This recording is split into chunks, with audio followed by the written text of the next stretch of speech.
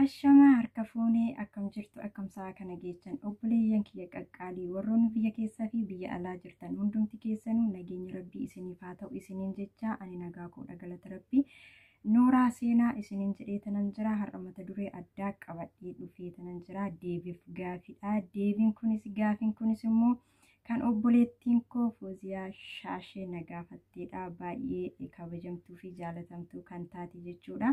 Gaafishiin na gaafatte kanammoo isinii deebisuudhaaf anillee qophiidhaan isiniin jedha garuma gaafititti waliin haa dabarruu nafaana ta'a haga dhumaatitti nafaana turaatii wanta ishiin na gaafatte kana hundaan ni dhageechuu jechuudha waa'ee seenaa kootii irraa na gaafatte wanta naba koo jechuudha isaaf haga dhumaatitti nafaana ta'an isiniin jedha isinitti hin baay'isu gaafii tokkoffaa irratti ayyuu ati eenyudha ati akkamitti of ibsitaa naan jettee jirti asirratti jechuudha osoo namni nama ibsee baay'ee bareedadha abbaan ofii yoo of ibsu kana baay'ee hin bareedu garuu an akkan of ibsutti nama namaaf yaadu nama of caalaa namaaf dhiphatudha osoon ofii kiyyaa rakkadhee namni na jalaa dhiphachuu baatee namni na jalaa rakkachuu baatee baay'ee natti tola jechuudha obboleeyyan kiyya qaqqaalii nama akkanaati jedhee tanan yaada akka namni rakkatu hin barbaadu.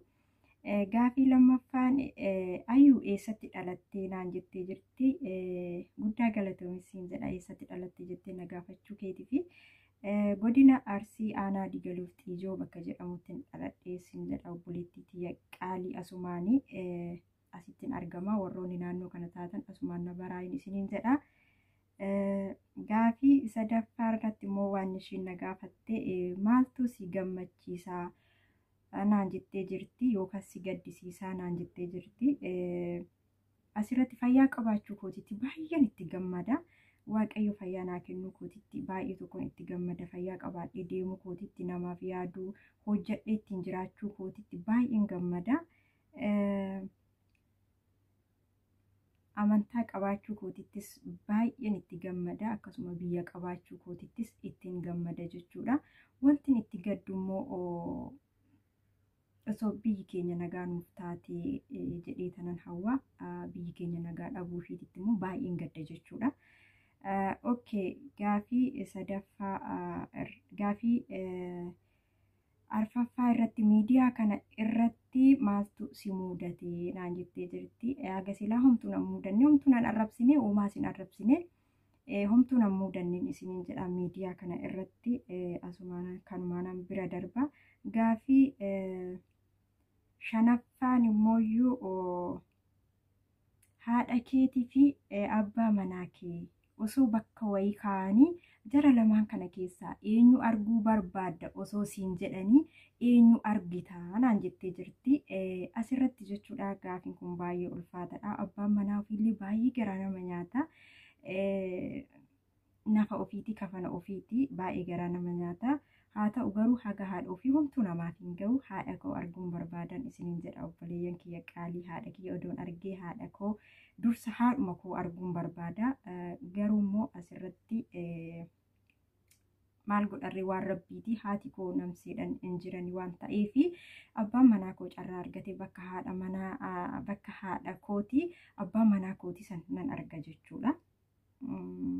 Kana fakkaatan isiniin jedha hundumti keessan immoo akka haadha keessan arguu barbaadan hawwiin qaba anis odoo danda'ame haadha koo arguun barbaada.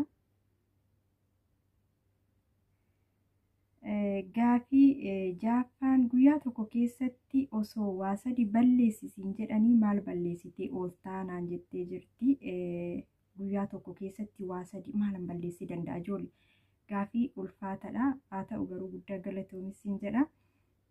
Wanti ani balleessee oolu hanna tokkoffaa jechuudha hanni odoo danda'ame akka baduun godha lammaffaa immoo jibba yookaan tuffiin akka badu nan godha eega kan humna naa kennite eega ka maftee naa kennite jechuudha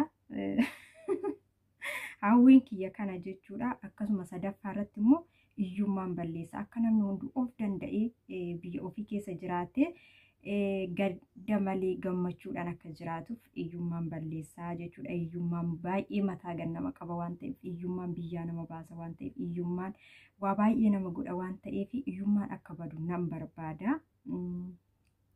Gaafii torbaffaa yuutuubii kana irraa namni dinqisiifattu yuutuubara gurguddaas haa ta'u xixiqqaas haa ta'u eenyuudhaan naan jettee gaafii na gaafatteerti. Nama tokko qofa filadhu naan jettee na daangessite.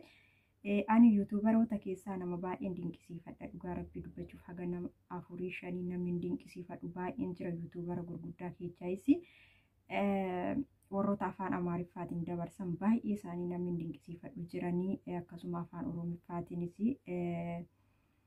dhugaa rabbii dubbachuuf nama karaarraa tikuufe kaasanii, kan dhukkubsate yaalanii, kan beela'e nyaachisanii kan jedhan baay'een isaanii jiranii, kan biyyaaf dhaabbatanis baay'een isaanii jiranii, kan haqa baasuudhaaf dhaabbatanis baay'een isaanii jiranii. Garuummoo ani kanan itti dhiyaadhee arge jechuudha. Nama baay'ee dinqisiifadhe, nama sa'aatii misaa kootiitiin jenne, nama sa'aatii hojii kootiitiin jenne, nama sa'aatii hirriiba kootiitiin jenne, nama sa'aatii boqonnaa kootiitiin jenne, nama deebii waan ati gaafatte daqiiqatti sii deebisuuf, sekendii takka keessatti sii deebisuuf yaalu nama baay'ee dinqisiifadhu. Abdulaabbii baay'ee nama dinqisiifadhuudha dhugaa rabbii dubbachuudhaaf. Isiniin jedha hundumti keessanuu akka isaa ta'uu yaaladha. Namni miiseejii yoo isinii teechise dafaa deebisaan isiniin jedha. Maaliif kan rakkoo cimaa tachi keessa jira. Mataa kiyyaan ani miiseejii namaaf dafee hin laalu waan namni naaf erge yookaan miiseejii sun waan namsee ta'uu danda'a. Kanaaf hundi keessanuu miiseejii namni isinii erge yookaan rakkatee isinii erga akkasitti deebisuu yaala. Rakkataa gargaaraa cinaa dhaabbadhaan isiniin jedha. Barnoota isinii ta'a nama akkanaati irraa baradha. Guddaa galatooma obboleettii koo gaafii kana na gaafachuufis siin jedha. Gaafii torbaffaan gara fuulduraatti maal hojjechuu barbaadda ayyuu naan jettee jirti. Guddaa galatoomis siin jedha. Ani gara fuulduraatti wanti ani hojjechuu barbaadu afaan rabbiitiin yoo waaqayyo na dandeechisee nama sanna godhe jechuudha. Rakkataa gargaaruu kaayyoon kiyyallee isuma.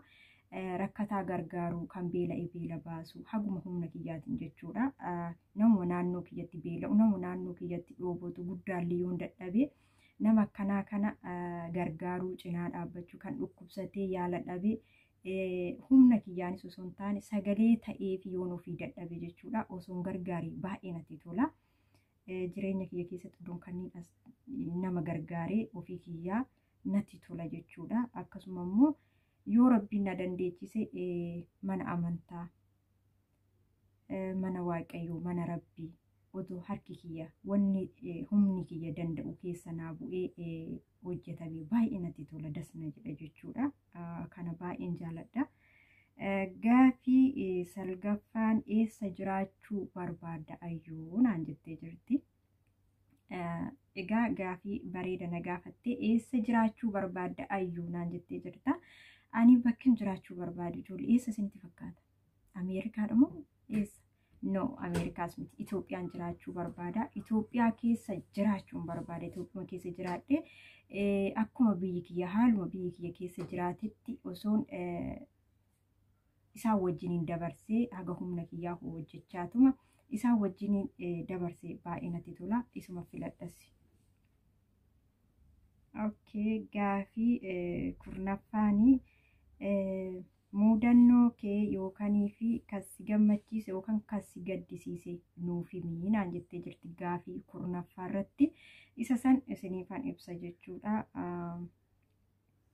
Muudannoon koo kan inni na gaddisiisu dhugaa rabbii baay'ee kan natti dhaga'amu haga ammaa muudannoo baay'een qabaani biyya Arabaatiitti dhugaa dubbachuudhaafi burcuqqoo fiidiyoonaan jedhani jabanaan wannoon itti geessa maannoo feermuuziin itti geessaa feermuuzii fiidiyoonaan jedhan kaanan itti geessaa waa'een afaan Arabaa baay'ee nu hojjete muudannoo guddaadha.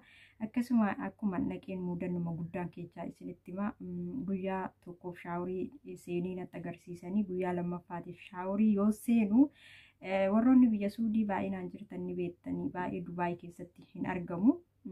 bishaan kan ho'isu gubbaa kanarra jira. Wanti bishaan ho'isuu fi bishaan qorrisiisu walitti makuu jechuudha. Inni sun gubbaa kanarra lakkaayyoo walitti makamu sagalee guddaa wayii xuuma.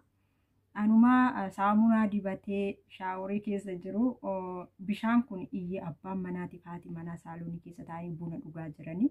Ani immoo kifilii wayiitis cinaa kana jira, jidduu kana keessa jira jechuudha. Gizee bishaan kana banu bishaan kun narratti gadi iyyee sirriitti jechuudha. Sagalee wayii baasa ni beektanii. Achuma narratti fanadda'ee miti kan jedhu qullaa kiyya fooxaa bichaa ofitti akkana fuuldura kanatti bichaa qabadhee fiigee ta'u kifilii kaas seenee namichi saalfatee kushiinaa seenee niitii fiiddee na bira dhuftee maal taate naan jettee gottottee shinti beetitti na deebistee kanatu muudannoo kiyya kolfaa ammashi asirratti kolfaayin isiniin jedha. Kanatu na muudateen isiniin jedha obboleeyyan kiyya qaqqaalii kana fakkaata ishii. Innaa obboleettii koo guddaassi kabajaa guddaassi jaaladhaa gaafii na gaafachuu keetiif ulfaadhu jiraadhu siin jedha.